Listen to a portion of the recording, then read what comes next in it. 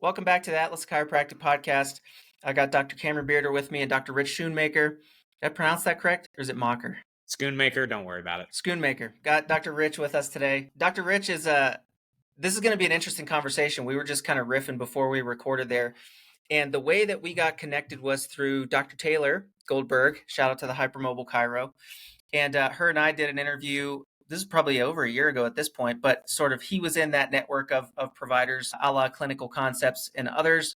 And the interesting thing about Dr. Rich with the content he's created online around chiropractic is you've done these reaction videos, right? And there's kind of like people would send you these videos and with your neuroscience training, with the way your brain works, like you would just react. Like, this is my perspective of some of the crazy things I'm seeing. And there were a handful of upper cervical chiros, including previous guests on this podcast. You know who you are. That Rich responded to, and people would send it to me, and they're like, "Look at this guy. He doesn't get upper cervical. He hates upper cervical. He's whatever." And I'm like, no, I think he's responding as an objective third party that is not emotionally invested in our ideas. And that's good intel for us. Like, we should take that as, reasonable feedback and understand, where he's coming from. Rich and I struck up a conversation online, and we have a lot of things in common, a lot of things very different. So it's a worthwhile conversation to have. And I think when I talked to you, Rich, originally, it was like our listening audience needs to get a dose of an objective view into our world every once in a while, and just go, hey, you know what? Like, an outsider's point of view has a lot to offer. And so I'm excited to talk with you. Rich is also in a transition in his career right now. And so if you'd like to, you can explain sort of the process you're in, where you're at as a chiropractor and as a healthcare practitioner. And then we'll talk about some of the ideas. Yeah, absolutely. So for one, thanks for having me on the podcast. Really excited to have this conversation. But I guess a little bit about me. Like John said, I am a chiropractor. I have the DC behind my name. I went to a few years ago at this point, I think 2020. So not even that long ago. But in that time, I also finished the chiropractic neurology diplomate. And I also have my master's in clinical neuroscience. So if you can't really tell, I really like neuroscience. It's kind of just always been a thing for me. But after that, I did go into private practice. I worked in a multidisciplinary office, had another chiropractor, medical physician on staff. I did a brief residency at the Parker Performance Center. So that's just another kind of neurology clinic, primarily neurology things like TBIs, post-stroke, anything along those lines. Cool place, though, really awesome. Shout out to them. And then after I did leave private practice, maybe a little over a year ago, but I almost immediately started teaching at a chiropractic university. That was very eye-opening, very interesting. Loved what I was able to do there, the team that I worked with, the students that I had. And that's also always been a passion of mine, just teaching others to help really understand really what's happening with the human body. I'll say that generally speaking, because that's what it was. Even though I was a chiropractor, I was teaching chiropractic students, I just wanted them to understand what's going on with the human body, and more than anything, how to communicate that with patients. And then kind of transitioning now, interestingly enough, so I will actually be allowing my chiropractic license to lapse because I begin medical school in 1 week, literally today, 1 week. So very excited for that. I'm very interested to see how that transition works. But yeah, I guess I can touch a little bit on my social media. So definitely did a lot of reaction videos to many different chiropractors, not just upper cervical. I think what's important to distinguish is that I don't have any like ill will against any specific type of technique of chiropractic. I think what I just have a very strong distaste for is misinformation. When what we know is misconstrued, misrepresented, and provided in a way that can confuse people, the general public, as to what they're experiencing, what's happening.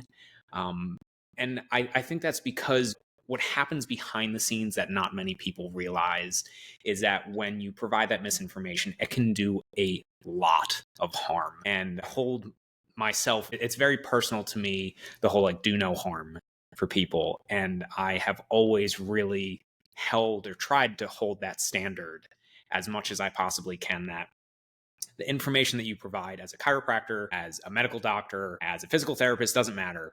It should be honest, it should be nuanced, and it should in some way be helpful without being overly generalized and misrepresent what we know. Because the last thing we want to do people are already coming to you with a struggle, a problem, a complaint.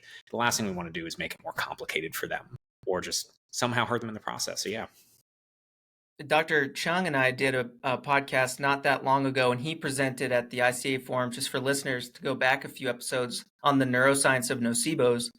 And it's such a fascinating topic that's gaining a lot of interest in our world, and rightly so, because the words that we use and the language and the atmosphere that we create in our practice has a therapeutic effect, for better or worse. Whether we're aware of it or being intentional with that or not, that does influence our patient's outcome. And we need to know that. We need to understand, some of the language that we use, where it's uh, a strength or a weakness, and just modify and be mindful. Because you're right. You said nuance, and we were talking before we recorded. It's complex, like we just don't always have a snippet, or a soundbite or a bumper sticker quote that fits every situation. And man, patients want to understand, right? They're seeking to understand. And I've heard chiropractors say crap like this. They're like, patients don't care about research. It's like, really? Every upper cervical patient that I've had in the last 5 years, how did you hear about my office? I was doing research online about my condition. I'm trying to understand my condition, right? Like, these are things that are important to people in an era of, this like real distrust for sources of information, and there's such widespread misinformation. People are very keen on like wanting to understand and wanting to make sure that it makes sense. And so that's something that maybe in times past chiropractors didn't have such a hard time with, but in the world we live in today and going forward, that's a big deal. So it needs to be at the forefront of our thinking and the way that we navigate our practices. And the cool thing about chiropractic is we can change on a dime, right? We can just implement new practices and procedures, and we can, change our language. We don't have big medical systems floating above us dictating standards in our offices. We get the opportunity to do that. So we should be the most nimble with it, in my opinion. Yeah, the private practice is something that, as much as we loathe from day to day in some certain periods, private solo-ish practice is probably more beneficial than not, to be able to implement some of this evidence-informed information to where, my wife is a nurse. You you can't necessarily do things on the fly unless it's saving lives, right? Like, you can't implement this like, oh, let's try this because this patient presented with X and I just read a, randomized controlled trial about doing this type of intervention. So there's I know we talk a lot, and Rich, I'm sure you haven't heard these because we've done quite a few of these, but John and I talk a lot about kind of not the downside, but maybe the other side of private practice, because it's tough. You know this. I mean, it's like we were talking about before. It's tough to speak to people, but the benefit, in my opinion, the biggest benefit of private practice is, especially as a chiropractor, you have a lot of options that you can implement pretty dang fast. It's beautiful. Yeah. Go ahead, John. And working in that, we work with a patient population that's not always just general MSK complaints. And so there's a lot of folks that are presenting with, complex situations and disorders, and a lot of comorbidities and a lot of neurological involvement. It's like, you worked in that clinic, with Parker Performance, and you understand, if you're working with someone post-stroke, the languaging and the way that you're going to interact with them and the logistics of interaction are so much different than someone with mechanical neck pain. And so like we exist in chiropractic, for better or worse, like exists on this wide spectrum of folks that we treat. And so even in the conversation of, Cameron and I have texted about this ad nauseum, but like, you'll have a day where you go, I've had to have conversations with folks about loss that they've suffered in their life, diagnoses they've just received, the shit that goes on in day-to-day life that is impactful on their health, that they come in and they just let it out, right? Because they have someone they can trust. And then you get the next person coming in talking about how much better they feel. It's a roller coaster of emotions. And so I can see where it's very appealing to kind of like really want to create firm boundaries around the way that we talk and interact, because that makes it predictable and it makes it so that you can kind of like be on the same plane all the time. And it's just not the reality of dealing with people across a health continuum. And it's something that nobody really, at least in chiropractic college, the way we were trained, we went to Life University about the same time. It's like, we didn't really have any training on things like this. Like, there was no discussion about the psychological impact of health challenges on both the patient and then the people caring for the patient. It's a lot. So it's interesting, even in your medical program, we were talking about that you're going to hit the ground running with some of those concepts, which, is a really cool way to start like set the tone, for the training that comes later. Because we tell students on here all the time, like, your techniques and your things, these are tools that you're going to use to treat patients. But the process of school and learning and your self-study, that's becoming the person who cares for people. And all of those other tools become useful, but that is the thing, it's becoming the type of person that cares for people. And it's a labor of love, and it's a lot of effort. You're right. There's a lot to unpack there. Mm. I think, especially starting with, for example, the scope of chiropractic, or the scope of practice that chiropractors have at their disposal, to much of what you're both already saying, is it really is important to understand how valuable that is.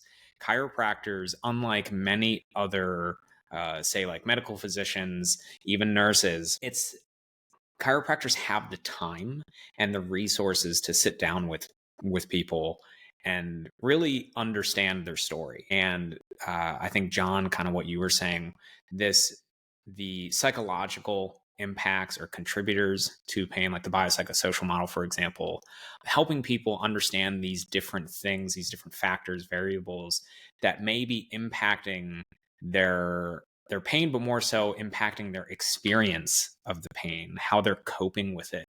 Chiropractors do have the ability to actually do something about it. You can't get somebody's full story in a 5-minute appointment. It's just not possible. And I think that's something that our healthcare system is really wrestling with right now, is how just not good we're doing in that realm. And it's especially for things like MSK things, or MSK conditions, musculoskeletal conditions. And because chiropractors have that ability, that's why I think that's part of why I kind of harp on chiropractors so much, because I'm like, you have that ability, so you have the responsibility to do something with it. And I'll admit, it pisses me off when it's not used appropriately and responsibly. It's like, no other provider has this ability, so why would you not capitalize on it? And I know it's not always due to negligence. It's kind of what we were saying before too, is talking to people is really complicated. I had the opportunity when I was teaching chiropractic students, a big part of it was discussing patient-centered care or patient-informed care, the biopsychosocial model, how we communicate all these different aspects of pain, the pain experience, the different contributors, and what to do about them from a conservative lens. And even being the one teaching the students, it's still complicated to explain. It's still difficult to explain it sometimes, because again, it's like, I can't reiterate this enough. It's not easy. And I think that's also why maybe students, but even current chiropractors, and we can expand this to other providers, why sometimes they may not do it as much as we wish they would, or engage with it as much as they would, because it's so difficult. It's hard to learn. It doesn't always come out right. It takes so much practice. It's hard, but to me, it's the right thing to do. You have to be willing to sit down with patients and understand them, help them understand what's happening, and come up with a game plan. And chiropractors, like, they have the ability to do that. And I think that's really important for all chiropractors to understand, and how big that really is. Absolutely. I mean, especially in a practice style where a lot of times our clinical objectives on, let's say, a visit are very, kind of tightly, clearly defined and are fairly efficient a lot of the time. You do, in this style of practice, have the opportunity to lean into that, I think better than others. And sometimes what that ends up translating to is, we'll just make your appointment shorter and just see more people. And that's the thing that they came for. I've heard that a lot. It's like, well, people are coming to get better. They're not coming to talk about their problems and their day and all this kind of stuff. And it's like, well, having done it both ways, I can say that to the people who haven't spent the time, it does matter. It really is impactful. And just because you have not observed that doesn't mean that it's not true. And as far as all the other healthcare, disciplines and stuff, it's like, we're very critical of others, as chiropractors. We love to point out the flaws in the way that everybody else is doing things. And it's like, that's one way of looking at it. But like Cameron and I have been accused of like punching down and being a little bit, hypercritical of our colleagues. But it's like, this is our world. This is the sandbox we play in. What good is it to be critical of everybody else? Like, it's our job to be self-aware and reflect on our own practice and to improve that, right? It's like any immature person can point out the flaw of others, but it takes a little bit more, like, I guess I should put it this way. Like, I don't hold anybody to a standard I wouldn't hold myself to first, or that Cameron wouldn't hold to me, and vice versa. So yeah, I think with that opportunity, it's like, let's not gloss over it, and let's not just make it everybody else's problem because what we do is right, and what we do is the truth. And like, you went to Palmer, so you know all about, the story that we're supposed to be telling people and all that stuff. It's like, there's a lot of emotional attachment to these ideas. There's a lot of self-importance implied when we attach ourselves to these ideas. And that does influence a lot of how this comes out day to day. But I don't know. I think there's a personality bent towards it. The three of us obviously have it, but there's a lot of people who also are kind of in this gray area, right? They're not quite there yet. They're young and they're students, and we're going to talk about chiropractic ideas, but they don't even know that this is a thing. They don't even know that it's a big part of your practice, either now or in the future. And so the more times we have the conversation, the more frequently folks interact with these concepts, hopefully it creates a sense of urgency about, a need that they didn't know that is there to be met. And then with that goes, okay, well, shit, what do I do now? Like, how do I learn how to meet this need? How do I improve in this area? And that's all we're trying to do, is just introduce folks to this idea that there's a lot to be gained here. And like you said, it's not going to be something that you can just script, that you can come up with, like, when they ask this, I'll say that. That's not what we're talking about. We're talking about human connection and interaction. It's a soft skill. It's not something that you can just standardize, put your foot here, push your hand there, kind of a thing. There was something very particular though, and Rich, you had made the comment about this before we started recording, and I think it's not the first time I've heard this. There's a young doc who will know when he hears this. A lot of we think we have, like, especially social media now. Social media has painted a picture of what chiropractic is. Love it or hate it, it's painted a picture. And we didn't have that. John and I didn't have that going into school. Thought was, oh, I'm helping people with spinal issues. I knew nothing about subluxation and the religion that comes with that, for better or for worse. But you made a comment about how, if maybe, and correct me if I misunderstood this, but if you understood the scope of chiropractic or what a chiropractor did on a daily basis before you went into school, you might not have done it, right? You might have gone into something else. And I feel somewhat the same way. I love what I do. I wouldn't do anything different, because the longer I practice, the more I realize, wow, just like you hit the nail on the head, Rich, we have an opportunity here with regards to treatment and talking to people that other professions don't have. But who says that that's what students actually want to do, right? These kids who come into school and they come in off of like a torque release practice, which is, I call it click it and flick it, or flick it and click it, I guess would be the correct pattern there. But like, a lot of these schmucks, they go into the room, the patients are laying face down. They don't even have time to talk. They just start flicking the legs. And there's nothing wrong with that. And I say that in quotations, but there's nothing wrong with that. That's the technical side, the technician of, chiropractic can be a technician type approach to spinal management. And it's like, that's great. But if you don't want to do that, what do you do? Do you become a chiropractor? Do you become a DO? Do you become an MD or PT? It's like, we're all trying to do the same thing, right? The great work. We don't really know where it all fits in. What John and I have said for many years now is there's a difference between a technician and a clinician. And what we're realizing, and I think I can speak for both of us, and maybe even you, Rich, we all have the same fucking issues. Every profession has the same issues. Chiropractors, the MDs, they don't spend enough time. But yet you spend 5 minutes when you click it and flick it. Get the hell out of here, right? We are all saying the same thing, but there's so much hostility because of in my opinion, what social media has amplified, that like we can't even, it's very difficult for all of us to come together, all professions, and be like, hey, there's a subset of each profession that's trying to do the great work. Maybe we could all work together, right? It's crazy. Yeah, we kind of touched on this before too, the identity crisis of Yes. chiropractic. Because Yes. I mean, you're right. When I was in chiropractic school, my primary exposure, not just in person to chiropractic, yeah, I had a chiropractor, but a lot of the like external stuff I experienced with chiropractic was YouTube. But now that we have Instagram and TikTok, the identity that has manifested for chiropractic is ASMR and over sexualization of patients. Like that's the reality. And I Yeah. hate to have to say that, but like that's what you're going to scroll through, because those unfortunately are the things that just get the most attention. And don't get me wrong, this is something I've discussed on other podcasts. Like, the positive part of chiropractic and social media is that, for example, it's allowed me to connect to both of you.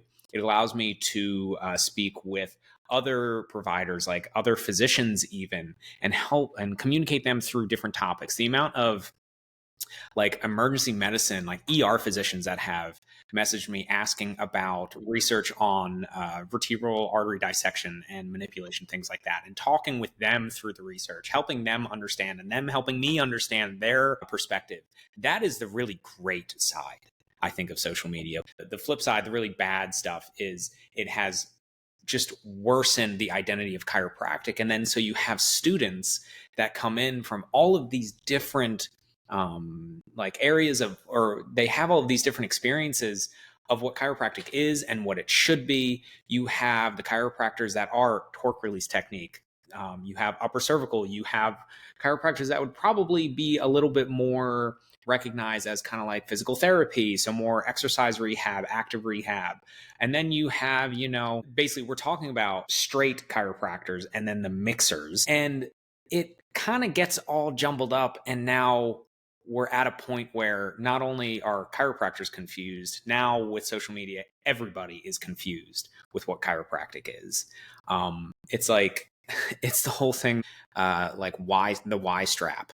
Patients coming to chiropractors and saying, "Hey, so yeah, I saw them, do this thing where they wrapped it around my neck and yanked on it. Like, can we do that?" I've had people ask me that, or Oh, Me had too. people ask me that when I was in practice. I'm like, no, I don't do that. I know you saw that, but it's not necessary. It's not, or it's probably not going to change anything that you have that's going on. It's just a big crunching sound and, another tool that we really don't know much about. And I'm like, well, I really wanted that. And then that's a whole other conversation, because now you're disappointing the patient and they're upset that you're not giving them what they want. It's Well, a the whole. implication there is that it's a quick fix, right? You see this yes. this 20-second clip, you just yank on me and it'll fix all my problems. And there's nuance and context loss with stuff like that. And this is true with upper cervical. It's one of my gripes about like some of the stuff online is we get these people that think, well, you just kind of tap me on the side of the neck one time and all the problems that I've had for years are going to go away, because that's kind of the message that you introduced to me. And that it's not. And then we have to create all these like scripts for overcoming objections because we lied to patients, they question us on it, and then we have to talk them into it, this ass backwards way. That doesn't feel good. So one of the key talking points here, and really what we want to help folks, students in particular, get introduced to these concepts is, how do we think critically about these chiropractic ideas? We have our historical tenets, and we have our principles, and we have these things that have been at the foundation of chiropractic forever. And then we've got new ideas, and we've got, different competing philosophies that we get introduced to. How do we think critically about all of this? And how do we start to create our own patient care philosophy in the face of all of this seemingly conflicting information? And hold on, I'm going to let you guys go on that because somebody's pounding on my door and I'm going to go see what's going on. But you guys carry on. I'll edit this little bit out in a sec. Yeah, so I would say the first thing is we need students to be, especially if we're talking from the context of a chiropractic student, they need to be exposed to many different types of opinions. The unfortunate reality of chiropractic school is that you enter a bit of an echo chamber, and all you're going to hear about, especially for the first couple of trimesters, quarters, semesters, whatever the school does, is how awesome chiropractic is. And now that's not me trying to like leeway into that chiropractic is terrible. It's just we need to recognize that, like, if something sounds too good to be true, it might be. I mean, I will never forget this. It was within the first 2 weeks of starting chiropractic school. This gentleman came into our class and we had, I don't know, 80 some odd students in my quarter. And all he talked about was how great practice was, how amazing it was. He made the best decision of his life. It was the coolest thing ever, and blah, blah, blah. And yeah, that's fine and dandy. But a couple years down the line, I want to hear about the things that are hard. I want to know about the things that are difficult. What are the things, the obstacles, the barriers that I should anticipate when I enter practice? It's great that you help people, but is that really the reality 100% of the time, 24/7, 365? Probably not. Because in addition to that, if all you get is an echo chamber of constant positive reinforcement, it doesn't prepare you to engage with other providers about chiropractic. You can't talk to, as a chiropractor, you can't talk to a medical physician. Say, for example, you're referring a patient to them because they have low back pain that's not improving. And you say, well, originally I thought that they had a vertebral subluxation at L5 and it was impinging on their nerve root, which was inhibiting the expression of their innate nervous system, their innate intelligence. I mean, if you put that in a letter to a medical physician, they would be like, what does this even mean? Like you can't say those things. So those types of, like, I find chiropractic history to be valuable in that it's history and it allows us to know like where chiropractic came from. Yeah. But I don't really believe it should ever be used to communicate care in really any capacity because we already know so many other things that influence patient care. So I think, so going back to what I said originally, exposing students to different types of opinions, I think that's really where things need to start, because that will help prepare them for everything else in healthcare. Because once you're in patient care, it's not just you. You're now in a much larger sandbox than just chiropractic. No, you're right. You're 100%. 100%. Kind of on that note, tangenting into, you had said that you have extensive experience in neuroscience. You have the diplomate in chiropractic neurology and the master's. Was that mainly through the Carrick type model, or was that through a different avenue? Because I know that there's several camps. I'm curious. So no, I actually did not do the Carrick Institute. I think I maybe did like 3 or 4 lectures through them. And that was actually after I had already finished my diplomate. I did it through it's called the Clinical Neuroscience Institute. It was operated by Dr. Donald Dishman. Dr. Dishman, he was a professor of mine in chiropractic school. He taught the neuroanatomy and the neurophysiology courses.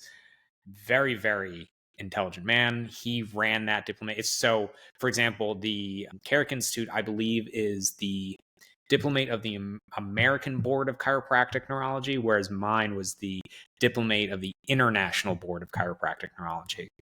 How much they differ? I mean, neuroscience is neuroscience. I can tell you right off the bat, at least my diplomate, there wasn't subluxation theory. Like, that's not what we talked about. Nothing was based upon that premise. We did talk about the neurophysiology of adjustments and spinal manipulation, joint manipulation, and basically like pain augmentation and things like that. It was always backed up by scientific research. We'd have the papers right on screen. He would provide us with any of the research, and most of it pretty darn good. But the vast majority of it was really just understanding neuroanatomy, neurophysiology, differential diagnosis of different neurological conditions, how you can conservatively rehab some of the more non-pathological neurological symptoms like non-pathological vertigo, traumatic brain injury. So like rehabbing that, something that might be akin to kind of vestibular rehab. Yep. Things along those lines, but how we can kind of morph that within or use that within the chiropractic scope of practice. Unfortunately, it depends on the state that you're in. Yes. But like, thankfully, the state that I was in allowed me to kind of use that. But that was primarily what my diplomate was. Did you do it while you were in school, or did you do it after?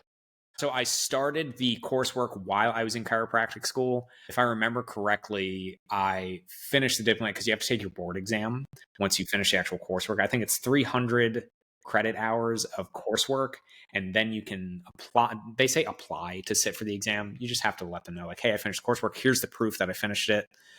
You sit for the exam, and I think is it 200 somewhere? I don't remember the exact amount of questions. It was either somewhere between 200 and 300 multiple choice questions.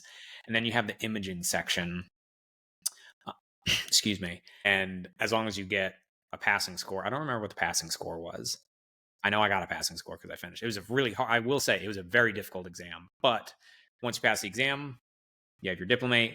And on top of that, too, what also differs is whatever state you're in also might say like whether or not you can say certain things. I heard there was something coming down the pipeline in Pennsylvania that apparently they had some law that was trying to be passed that unless you had some like extra education or certification, you couldn't like label yourself as a specialist in something. Like, for example, there was a chiropractic office right down the road from where I was at that said they were chiropractic neurologists.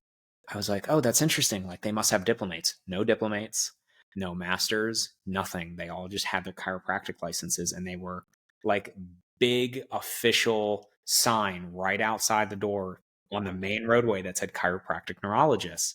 And Yeah. I spoke to them at one point and I said, yeah, I have my diplomate, and like I just would call myself a functional neurologist. I'm a chiropractor that does functional neurology. I asked them, do you have your diplomate? Do you have your master's? Nothing.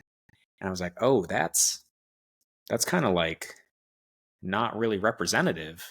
Like, your title is not representative of what you're saying. So I don't know. That's a whole other tangent I could go on. But yeah. Well, it is state by state. Yeah, I'm in Charlotte, so a little bit north of Charlotte, and North Carolina is a weird state for chiropractic. Used to be super super stringent, still is, but like North Carolina was the last state in the country to have the highest board score for Part 4, right? It was a 475 instead of a 375 minimum. Yeah, I know. Yeah, it's just like Jesus H. But they got rid of it right before or right at the beginning of COVID. I think it was right before they got rid of it because, and this is from the lawyer's mouth, the board lawyer, they didn't want to be accused of discriminating. And I'm like, wow. So higher standards is now discrimination. It's like, well, this is interesting. And then North Carolina also has like you have to be careful what you say with your board certification. So for example, the neurology diplomate, you can say specialist, but the diplomate in chiropractic craniocervical junction procedures, you cannot say that you're a specialist. So I'm unsure. So I'm going for that. I've already done the education for the neuro diplomate. I'm going to start start the education for the orthopedic diplomate. I don't even think you can say that. But there's a lot of restriction on chiropractic, and I think there should be, right? You shouldn't just be able to put all these letters up there unless there's a national legitimacy to it. But I'll be curious to speak with you in several years as you're rolling through your osteopathic training, kind of where things are. You know, it's funny. Most of my patients, whenever we talk about medical providers, I always say, I'd look for an osteopath. I'd look for DO. And I'd say about 7 out of 10 times, they're like, oh, I have one. They're my, that's my favorite. Like, I can't go to anyone else. And it is funny. And I don't know too much of the history of like, well, there was the split between osteopathic medicine and chiropractic in the early 1900s. And they say, what was it, that like osteopathic is more about blood and chiropractic is more about nerve flow. And I'm like, man, the arguments that we were having in the early 1900s, like when you look back at some of this shit, I just kind of throw my hands up and I'm like, okay, I understand, that in the 1900s there wasn't really much information. And so there was a lot of hypothesis about what was going on. And it's like, here we are in 2024. I feel like we could update quite a bit of what we're doing and what we're talking about. That's why I wanted to ask about your neuroeducation. Stenberg he's not going to get into the deep neuro side of things with the diplomate education. And I completely understand that. I don't think everyone has to. But it sounds like you moved towards that as you saw the value in chiropractic, right? Things made sense, things didn't make sense, but you saw the value enough to double down and go into a deeper chiropractic neurology side of things. And I know each camp is going to teach it a little bit differently, but it's largely the same. There's minor nuances in terms of like treatments and stuff like that. But looking at the neuro side of things, it's made me actually love the idea of chiropractic, because if you look at the research, and I have this ongoing document, I don't even remember how many pages it is right now, but the one thing that will always stick out in my head is when you look at manipulation versus mobilization, they kind of generally do the same thing for the most part. There's differences, of course, depending on your technique and all of that. But when you look at what the research is saying, or at least what I've seen, manipulation has potentially more impact because of the HVLA, because of the neurology and the stimulation of the muscle spindles, right? The quick stimulation of the muscle spindles. But you don't want to throw out mobilization. You don't want to throw out all this stuff. You could use. So I'm sitting here, researching this in my underwear at 4:30 a.m. And I'm like, holy shit, we can all work. It all works. But I think, and it sounds like you're kind of the same mindset of the differential. What's the likelihood of a patient responding better to a manipulation versus a mobilization, right? And not saying that one is better than the other, but having multiple tools in the toolbox.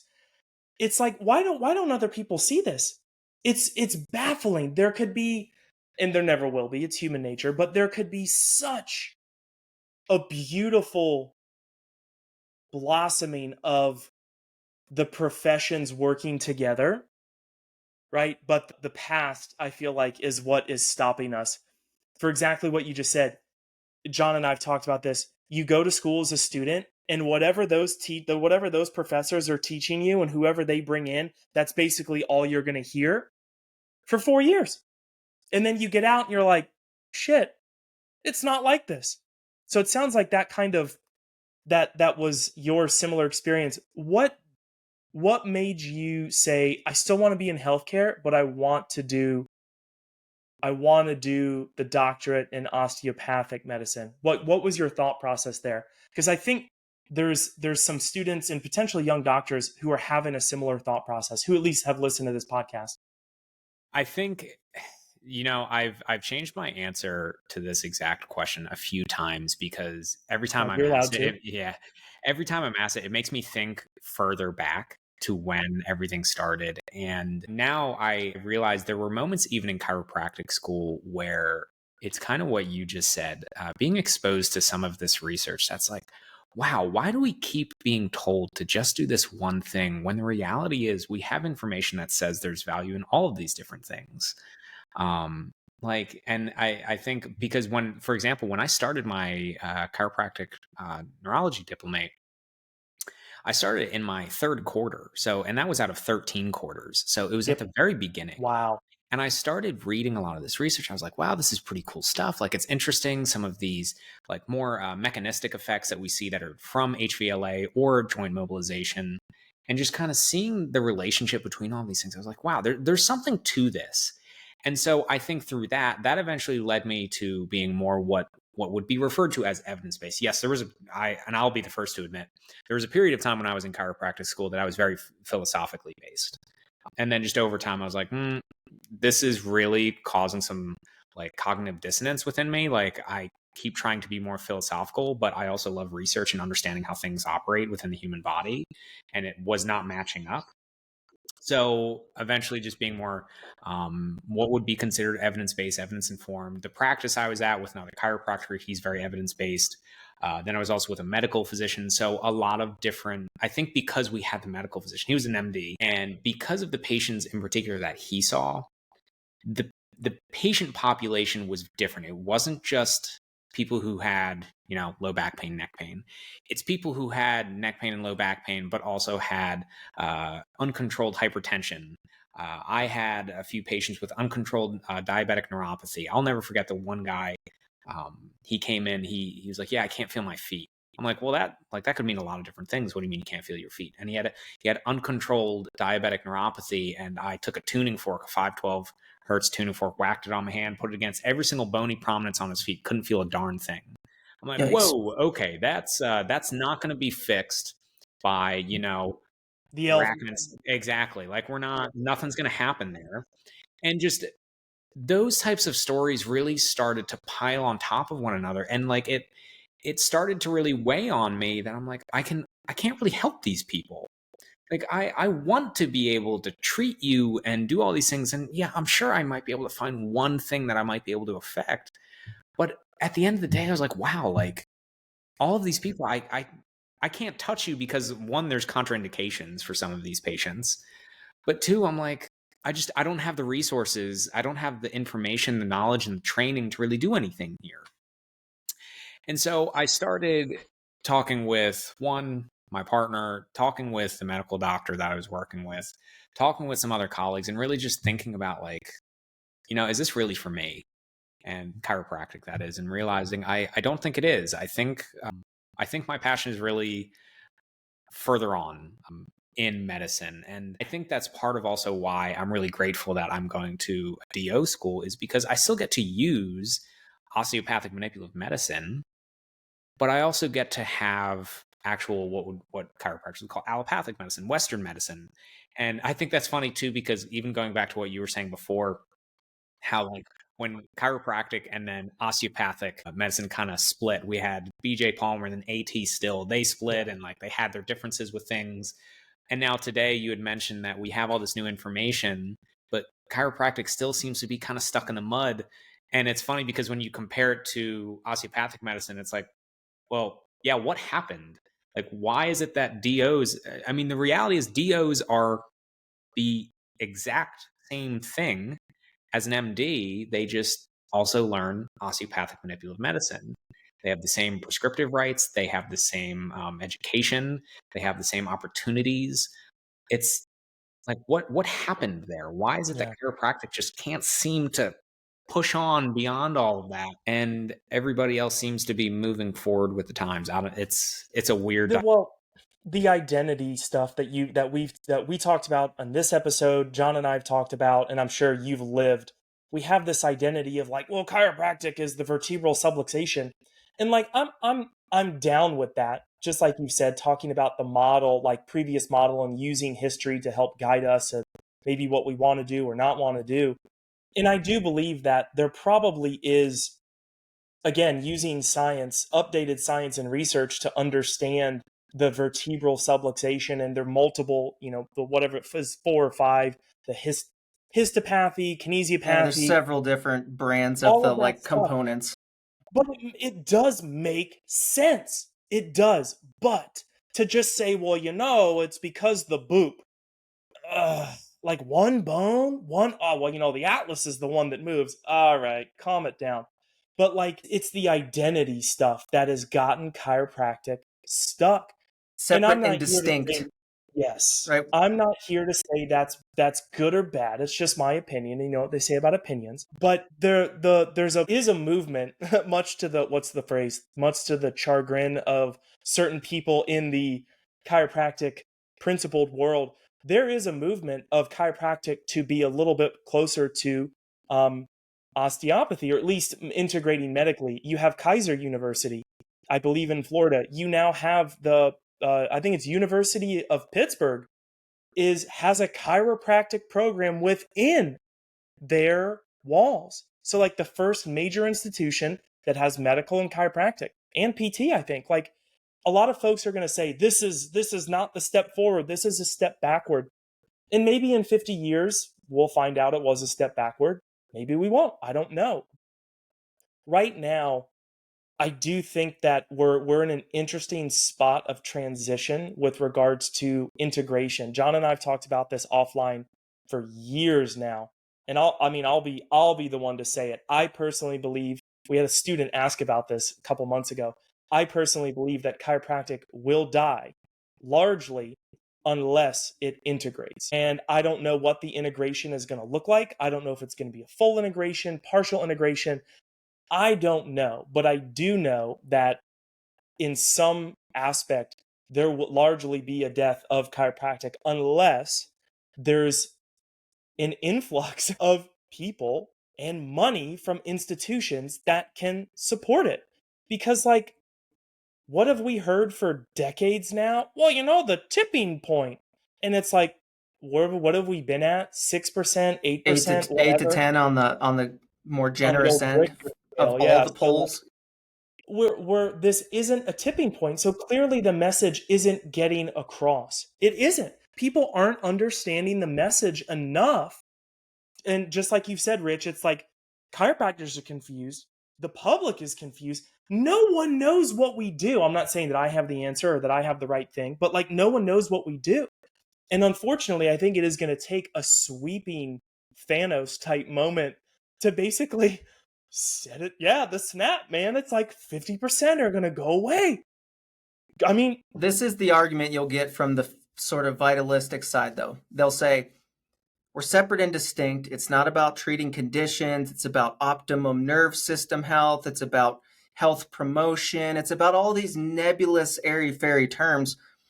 And it's funny, the Western medicine terms, like we always bash Western medicine. It's like, bitch, chiropractic's from Iowa. This is the most Western medicine there is. You know, we are, but it's one of those things where this separate and distinct thing where it's like, well, we want people to be very clear that we're not that. You know, we want people to be very clear that, you know, we are the alternative to that, right? You don't need that. You should try this. And I think this like us versus them dichotomy thing is a big part of the problem. There's a lot of folks that just suffer without any, right? They go, I don't want to pick a side. I don't want to be involved in this drama. I'm just trying to feel better. And I saw a trainer at my gym cracking a guy's back on the bench before he worked. I'll just let him try. Oh, maybe I'll feel better, but I don't want to get involved in the mix. And I do think like I've changed my opinion about this a lot. It's like however you choose to practice, like if you're going to, you know, flick it and click it, as Cameron said, maybe just don't talk such a big game about it. Just understand the clinical phenotypes of the folks that respond best to that, and then meet that need. And if you're upper cervical and there are a handful of conditions you're really good at managing conservatively, like just fill that gap. You know, it's like we try to be everything to everybody with our very tight set of, you know, parameters. And it's like, man, that's maybe the reason why we're only reaching the 8 or 10% is because that's really all we're well equipped to handle. Number one, maybe this idea that we're supposed to see more is the problem.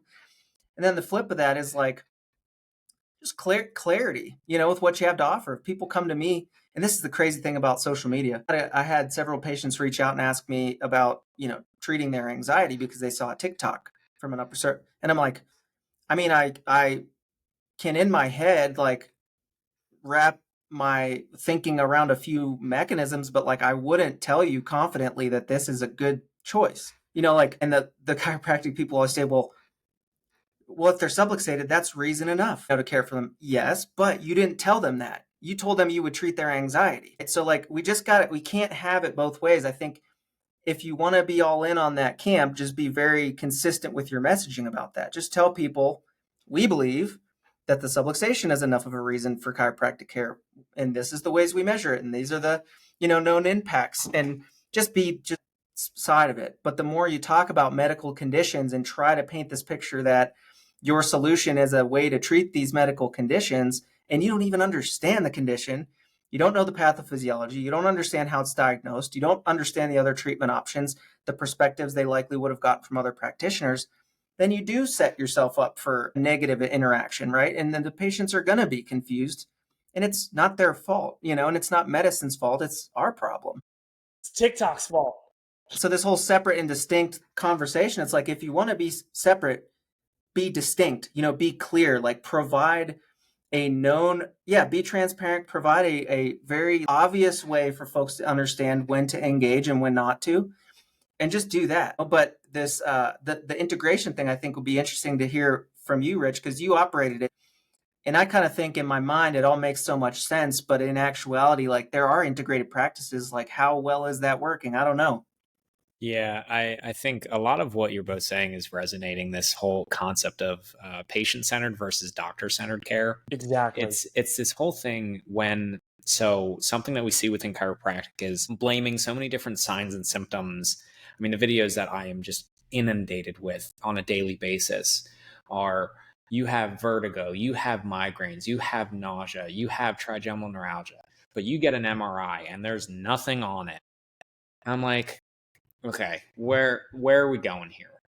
And we keep blaming it on this one thing that, of course, chiropractors have the only solution for. I hate it. And it's like, do you not realize how much power you are just robbing people of by saying you have all these debilitating symptoms that you have no answers for?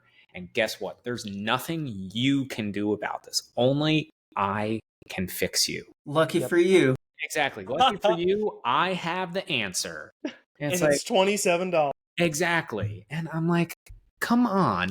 You can't morally do that because one, it's unfair, but two, it's untruthful. It's not reality. And that is where I really like it kind of ekes me out because I'm like, that causes so much harm to people, more harm. And like, I get this whole we want to help people, but why can't we just help people and kind of live in the gray area of like, well, yeah, like John, like you were saying, like I can kind of wrap my head around maybe a mechanism, but we know that mechanism doesn't really play out in reality. As much as I wish that things could be that simple and it was all just mechanical, it's like we're not though. It's not that simple. And when all we do is we blame every sign and symptom on one specific diagnosis, like the vertebral subluxation, and go figure only chiropractors can correct a vertebral subluxation, that's doctor-centered care. That does not focus on the patient. It just enables the chiropractor to, well, let's be honest, make more money because they're the only one that can help you. And it's not right. It's not how things are meant to be. And just for students, so if you're listening and say, well, I've heard all these stories of people with all of these non-musculoskeletal complaints that have improved. How do I make sense of that? And it's like, if we see something improve, does that mean that it was a cause and effect relationship? No, because we've all seen these people and we've seen these things not improve. That's why we've co-managed and we've learned a lot. It's like just because you see a result once doesn't mean that it is a known repeatable relationship.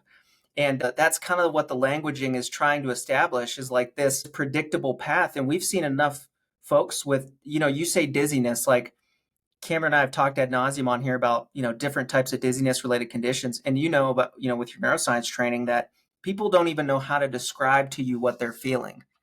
They don't even understand their own sensations, let alone.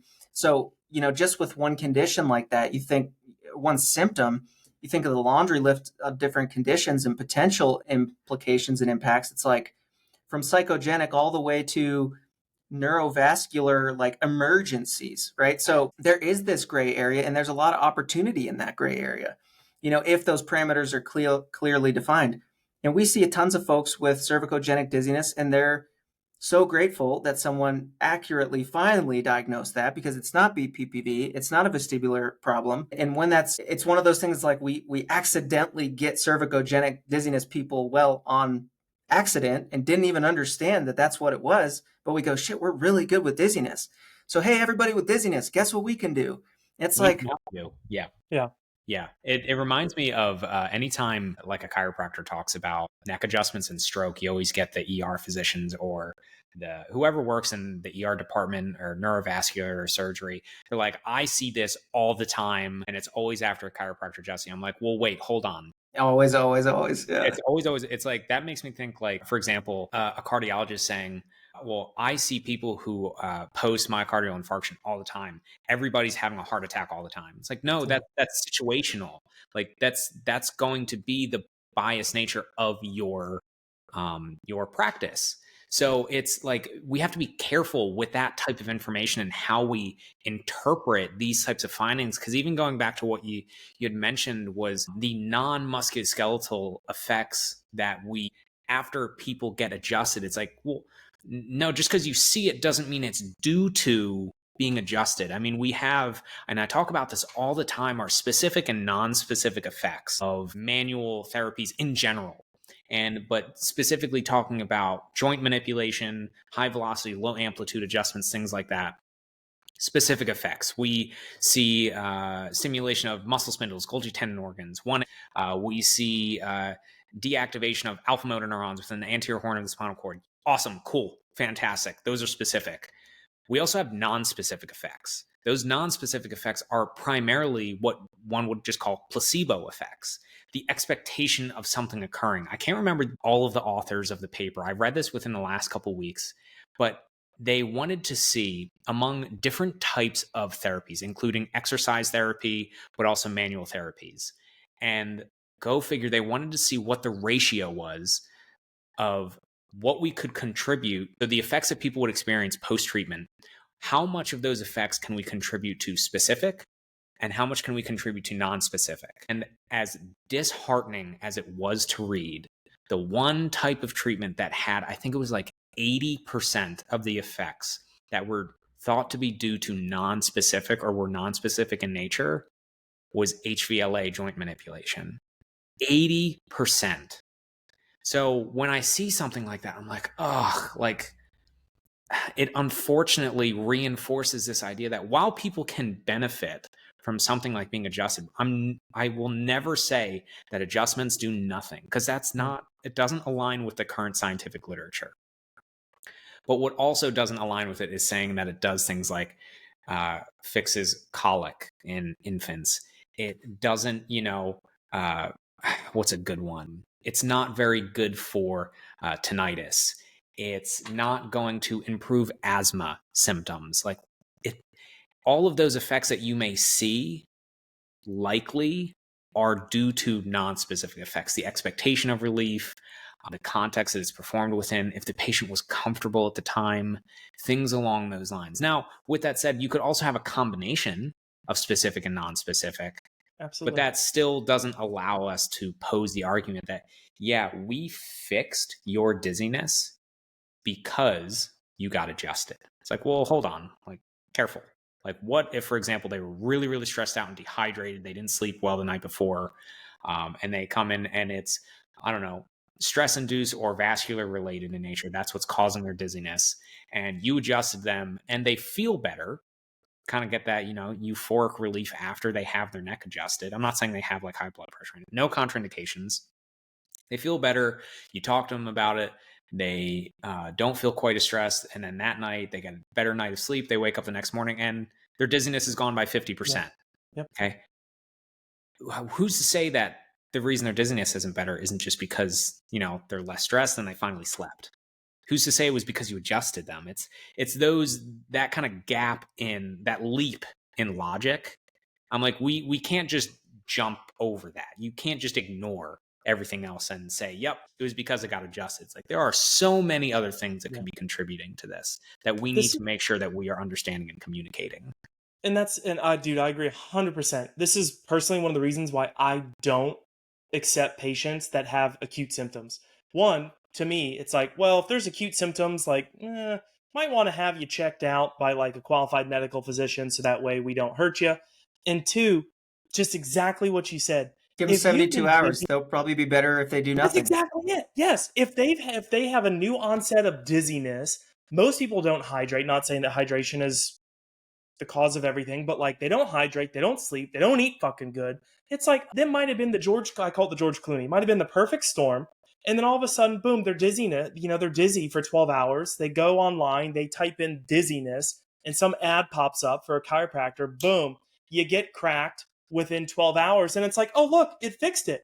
No. Personally, no, because I personally don't like making those claims of like, look what my adjustment did. I like the people, it's going to sound bad, that have been suffering for years. Because it's like, hey, let's take a step back. Let's look at this comprehensively.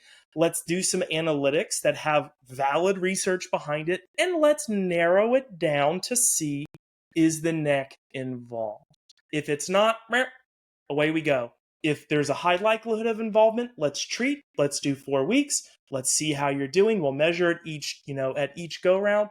All that stuff. Dude, I cannot stand the whole like, they were suffering from dizziness for 24 hours. They came in, they got whacked, and it's gone. And so now it's like chiropractic can help dizziness. It could, but just like you said, Rich, we have no friggin' idea of all of these factors. And most people, any type of doctor, doesn't even really do a good history. So like, to me, that's the biggest thing. And I get made fun of all the time. And I know I get patients who don't do this, or prospective patients. I have an initial pre-consult questionnaire. So if you schedule a consultation with me, you have to fill out 100-question questionnaire before I ever get on the phone with you. And it literally is it's a OPQRST, but it's more specific to things that I see with years of clinical neuroscience questionnaires that have been put in there to help determine, is it eyes, is it ear, is it spine, all these different things. Within 5 seconds of getting on the phone with these folks, I'm like, hey, you're not talking to the right person. Let's talk through this. Let's get you to the right type of provider. the physician who's gonna be able to help you. You have to take the time. It doesn't matter who you are. You have to take the time. You have to ask the right questions. You have to give the patient some grace, right? To be able to fully at least say that you can flesh out, I did what I was supposed to do as a doctor, not as a technician of flick it and click it. I mean, that's what you just described as patient-centered care. That's exactly it. That's what you're supposed to do. And I think this is, so what we were even discussing like 20 minutes ago was this idea of like being unable to push the needle like beyond that, like anywhere between 6 to 8, 10% of the population. I would much rather treat like 30, 40, 50% of people within a specific niche rather than trying to broaden to just everybody. Yeah. Because if you're working within a certain like kind of, I'm not saying blinders, but like you have your specialty, you know, Always. Yeah. what you're good at, and you know what your treatment is good for and what like mindset you have. And when you vet through those types of patients, it can make it that much more effective. But then when you have patients that don't fall within that, it's like, hey, listen, based upon what you're telling me, I'm not entirely confident that what I am able to provide is going to help you. So what I want to do, I want to talk to you about what you have going on, but the reason I want to do that isn't so I can treat you. It's so I can refer you to someone that I am much more confident you would benefit from. Because, Bingo. and that's like a whole other conversation, is this idea of wasting someone's time and money to treat them when we can't even be confident that we can help them. Exactly. Like that's that. Like if you know, if I had a patient coming in and on their intake paperwork, they're coming in, their chief complaint is new onset headache, and I see they have their own history and a family history of hypertension, they're unmedicated, and then I sit down with them, talk to them, and I take a blood pressure and it's, I don't know, 184 over 103. I'm like, bro, this is hypertensive crisis. Like I can't treat you here. Go to the ER.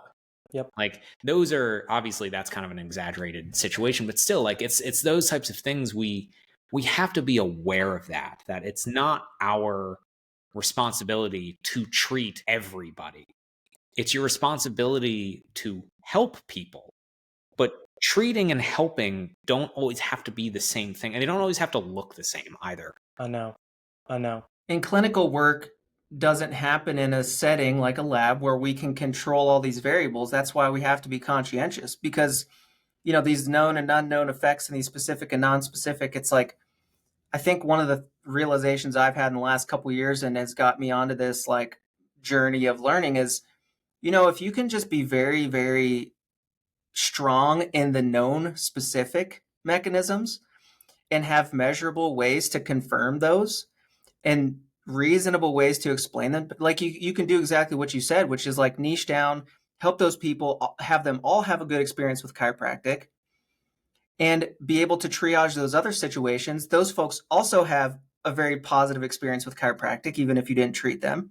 And it's only a net gain, you know. And I think, you know, Cameron and I both come from a world where technical parameters become the thing that you always come back to, meaning like if you're not getting results, like, well, it's because you had your hand in the wrong place, you didn't contact it correctly, go back and look at your x-rays again. Like always come back to these really little different, these little details that become the central focus. It's like, well, you didn't adjust them the way I would. I've tried it this way, and it'll you know, it's like Cameron and I both operated in practices, like in my own practice and in Cameron's previous practice experience. Like when you do the technical, we've done the technical work and found that there are still folks that don't respond no matter how much you nitpick on those details. And so obviously if it had been 100% success rate for all those people, we wouldn't be having this conversation. We wouldn't be on this path, you know? Exactly. And so we found that there are gaps to be filled. And, you know, the thing about like knowledge is like, it doesn't hurt you to become smarter. It never is a bad thing to become smarter and to have more actionable knowledge, because what you know becomes things you can do, right? Like you can't do something you don't know. And we get so focused because we're a hands-on profession, like what we do, that sometimes we minimize what we know. And sometimes what you don't know can hurt you and can hurt other people. And that's especially in this era where, you know, we have such easy access to like so many millions of people. We can market to like everybody instantaneously.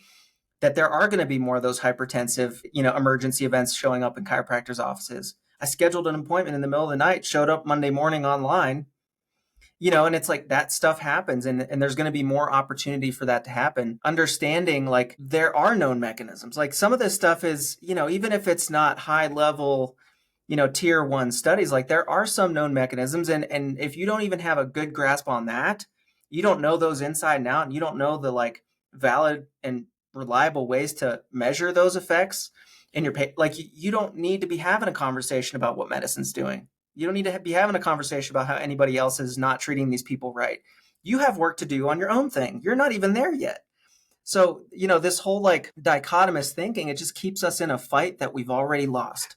And like, let's be honest with that. Like this whole like medicine versus they're not fighting that fight. That is a fight that we have made up in our own minds to make us feel important. That's long gone. The Wilk thing, the AMA, the whole containment, they're not doing that. Like it's just not a thing anymore. And we need to move beyond this chip on the shoulder inferiority complex that medicine is trying to contain and eliminate us. It's just not happening.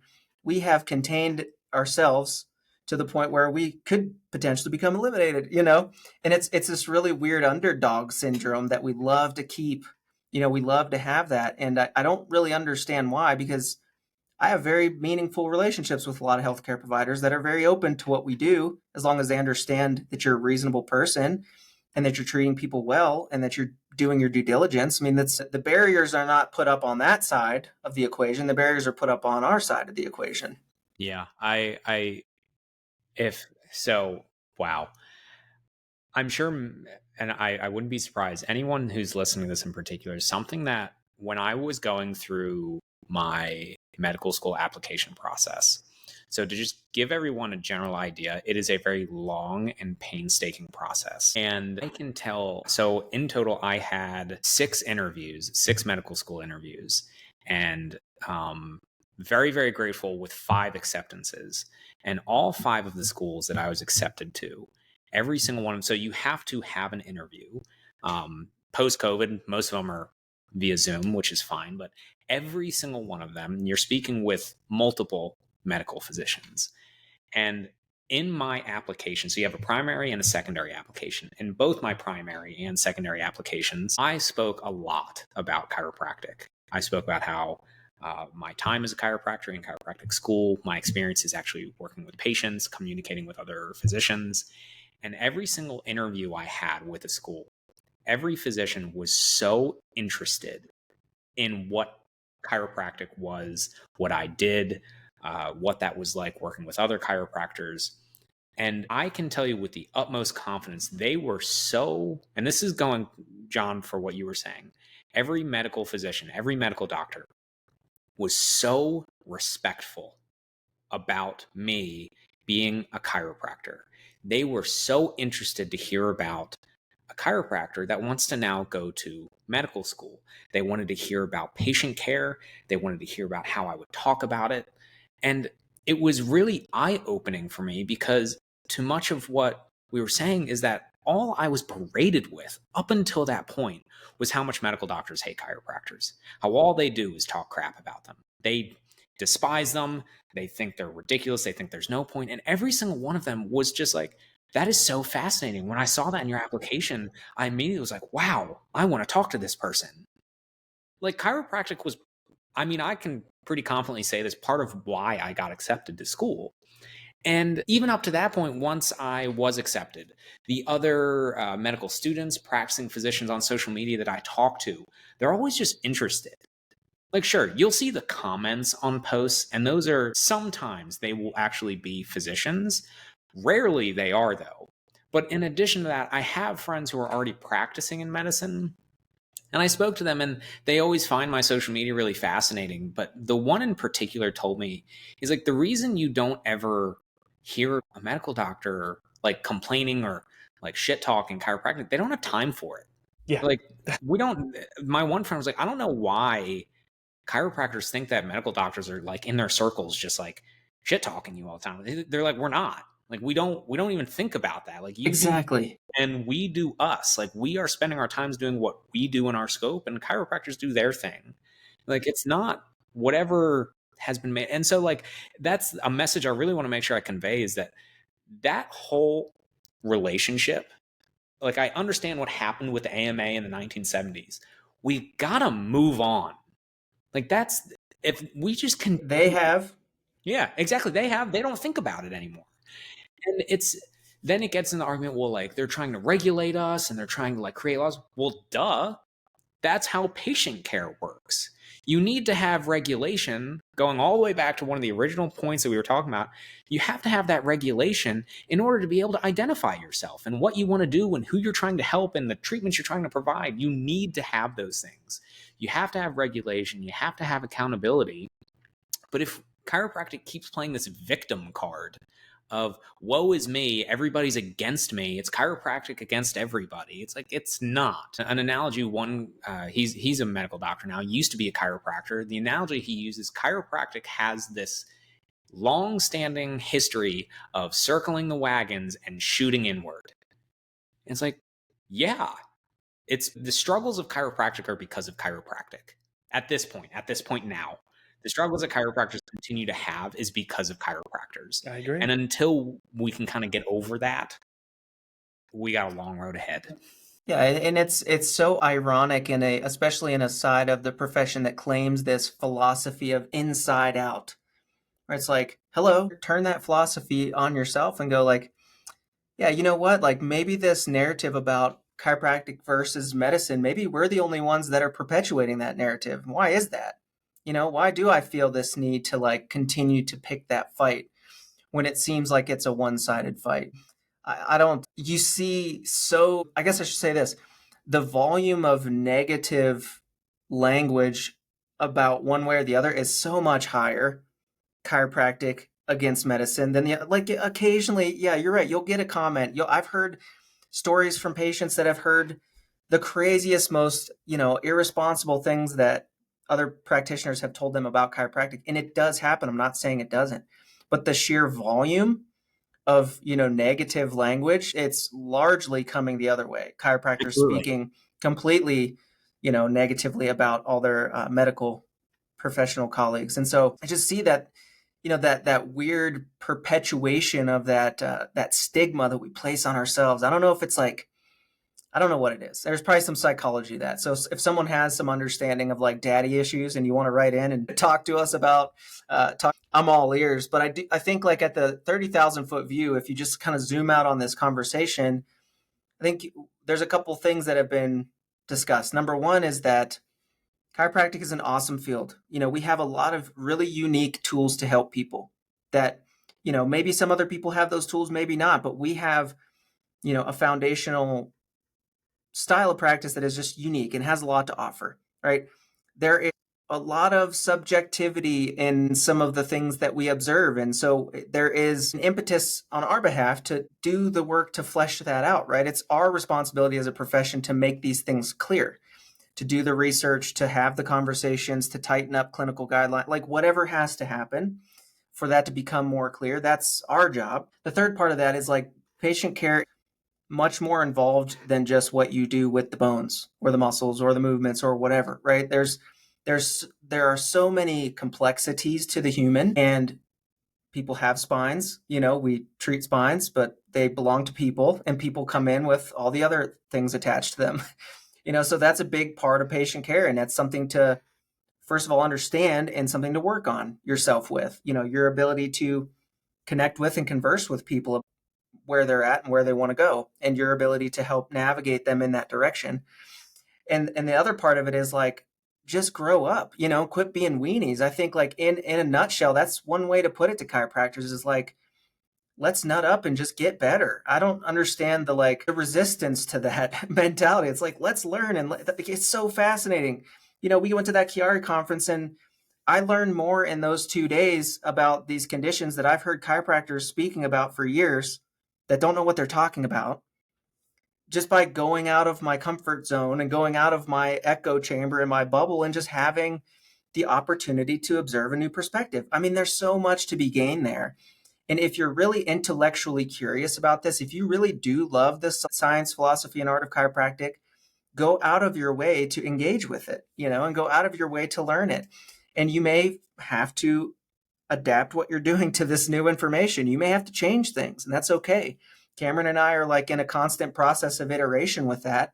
And I find it very stimulating and interesting and exciting. But you will be confronted with ideas that oppose yours, your current paradigm. And that's okay. It's a good thing to do. That's part of the reason why I reached out to Rich to have this conversation in the first place, is like, let's encounter a new perspective and let's apply it to our thing and see, what are the pros, cons, like benefits, risks. It's this whole SWOT analysis idea, like strengths, weaknesses, opportunities, threats. Like, let's apply that critical thinking to our ability to help people. And, at the end of the day, you have to sleep well at night knowing that you interacted with the people that came to you, that entrusted you with a portion of their health journey.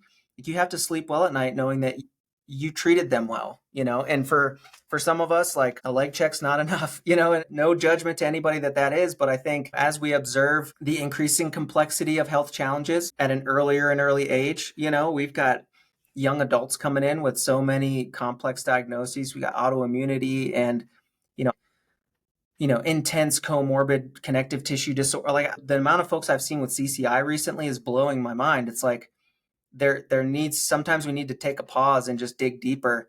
And I think you'll find there's a lot to gain there. So hopefully, as folks have zoomed out and listened to this conversation, like in the details and then big picture, hopefully it motivates you to dig in and do a little bit better. If you're one of those people that's kind of like feels like a round in the square hole of chiropractic, like Rich, like, it's okay if you decide that this is, maybe a season of your career, not the full picture either. I think there's plenty of opportunity, to engage with chiropractic in lots of different ways, whether it's in a clinical practice now, whether it becomes a part of your career that transitions later, it's fine. Like, chiropractic is a thing. It is not the only thing. So lean into it, enjoy it, engage in it, work hard on it while you're doing it, and chill out, and just relax and do a good job.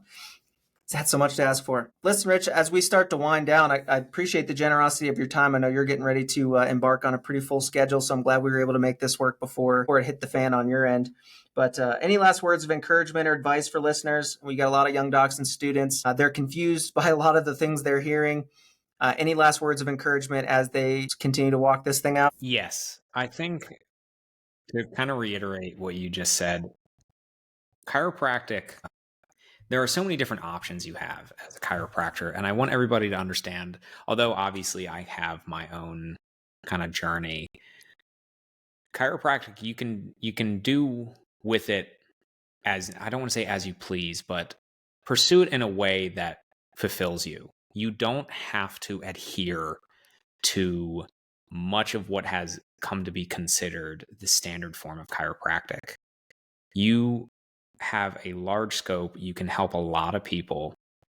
Do it in an honest and morally, I'll say, correct way. Try and adhere to evidence, expose yourself to different opinions, but really just do what brings you fulfillment. Do what you're passionate about within that or out of it. Like I kind of said already, chiropractic is great. You can really help a lot of people. You can engage with a lot of people, and you can really impact a lot of different people's lives. It's complicated, but do it in a way that you enjoy, that makes sense to you. Yeah. And then whatever that is, be the best at it. Seek the highest level of training, knowledge, and attain the highest level of, clinical proficiency or mastery of that thing that you possibly can, and then contribute to its advancement. That would be my only end note on that too. But thanks a lot, Rich. Follow along Rich's journey through medical school. We'll see how it goes. I'll put the links to his social media here in the show notes so you can follow along. And if folks have other points they want to add to the conversation, if there's something that we missed, if you have feedback or other things that you'd like to add to the conversation, reach out. Our social media is below. You can email me, blairchiropodcast@gmail.com, and we'll carry on the conversation. But Rich, again, I appreciate your willingness to contribute, and good luck on this next journey. Awesome. Appreciate it. Thanks for having me.